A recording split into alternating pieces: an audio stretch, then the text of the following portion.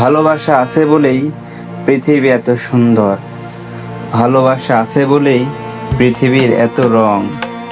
প্রিয় দর্শক, আপনারা দেখতেই পাচ্ছেন এটি সেই চোখ জোড়ানো, মন জোড়ানো, হৃদয় জোড়ানো সেই তাজমহল।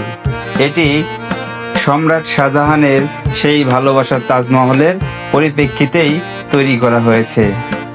এটি সেই দিল্লির আগ্রার তাজমহল না হলেও এটি বাংলাদেশের সেই সোনারগাঁয়ে অবস্থিত।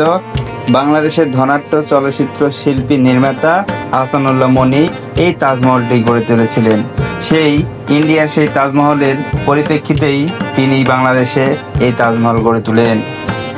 2003 সাল থেকেই এর কার্যক্রম শুরু হয়েছে এবং 2008 সালে এটি ওপেন করা হয়েছে জনসাধারণের কাছে।